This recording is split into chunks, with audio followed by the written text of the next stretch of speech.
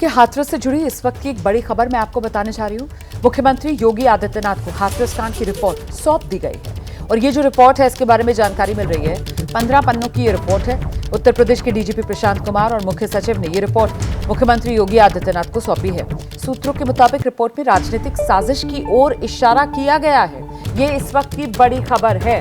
तो राजनीतिक साजिश की ओर इस रिपोर्ट में इशारा किया गया है जो उत्तर प्रदेश के डीजीपी और मुख्य सचिव ने योगी आदित्यनाथ को सौंपी है हाथरस कांड को लेकर। सीएम से मिले डीजीपी और मुख्य सचिव और वो 15 पन्नों की रिपोर्ट सौंप दी है जिसमें साफ तौर पर इशारा राजनीतिक साजिश का किया गया है। सीधे आपको लेकर चलते हैं, हमारे साथ हमारे सहयोगी वीरेश पांडे इस वक्त मौजूद हैं। वीरेश, ये रिपोर्ट और इसमें राजनीतिक साजिश का जो इशारा किया गया है उसका आधार क्या बताया गया है? बताइए जरा, सूत्र क्या जानकारी दे रहे हैं?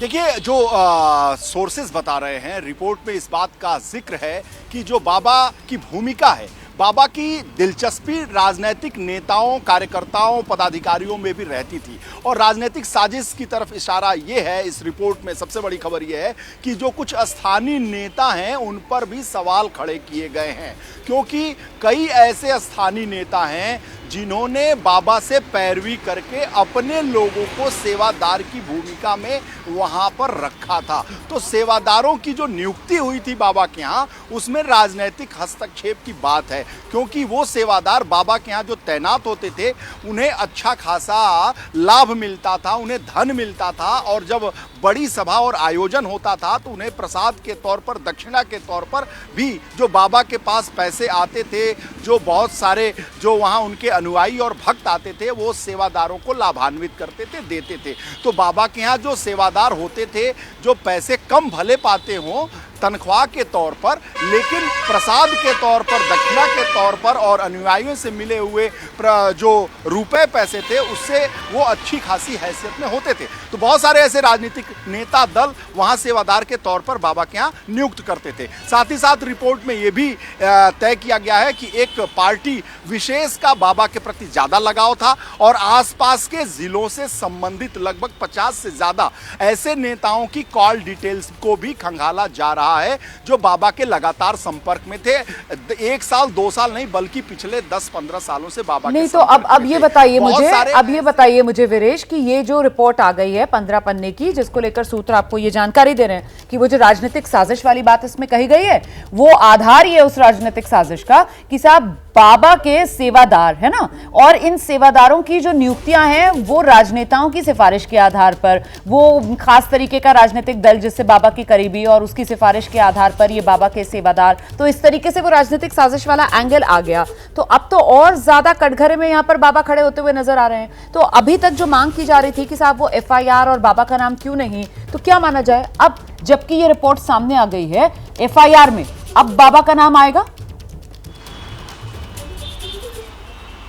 देखिए, मैं आपको एक बड़े सोर्सेस की जानकारी दे दूं, उच्च पदस्थ सोर्सेस से मेरे पास जानकारी है कि अभी भी इस रिपोर्ट में बाबा को बहुत जिम्मेदार नहीं माना गया है और इसमें एक बड़े अधिकारी का तर्क था कि अगर राहुल गांधी, जब मैं उनसे बात कर रहा था, उन्होंने ये कहा कि राहुल गांधी आप हाथरस में थे, राहुल गांधी आए, राहुल गांधी के समय बहुत बड़ी संख्या में उनके समर्थक नेता उनको देखने के लिए वहां मौजूद हुए और राहुल गांधी वहां से चले गए और आधे घंटे के बाद वहां भगदड़ हो जाए, स्टैम्पेड हो जाए, तो क्या राहुल गांधी जिम्मेदार हैं?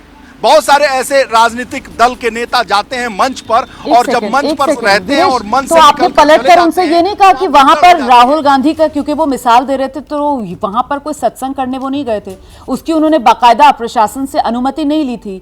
ये नहीं कहा था कि साहब 50,000 लोग आएंगे और प्रशासन अंदर नहीं, बस बाहर की व्यवस्था देखे, अंदर की व्यवस्था की जिम्मेदारी हमारी है, ये सब नहीं कहा था ना। और अंदर की व्यवस्था की जिम्मेदारी हमारी, तो वही जिम्मेदारी निभा रहे थे सेवादार। और ये जो रिपोर्ट आप बता रहे हैं सामने आई है, इस रिपोर्ट में कहा जा रहा है कि सेवादारों ने खेल कर दिया और सेवादारों की जो नियुक्ति है वो आप कह रहे हैं कि साहब वो राजनीतिक साजिश के तहत करवाई गई। ये तमाम अगर कड़ियां जुड़ेंगी फिर तो बाबा बच ही नहीं सकते, फिर तो सीधे सीधे मतलब बाबा का नाम अब इस FIR में जुड़ना तय माना जाए, अगर इसी रिपोर्ट को जो आप जानकारी दे रहे हैं उसको आधार बनाया जाए। रहिए मेरे साथ, मैं लौटूंगी आपके पास। इस बीच एक और बड़ी खबर आपको बता देते हैं। हाथरस का मामला देश की सबसे बड़ी अदालत सुप्रीम कोर्ट पहुंच चुका है। हाथरस कांड को लेकर सुप्रीम कोर्ट में अर्जी दाखिल की गई है। अर्जी में जल्द सुनवाई की मांग भी की गई है।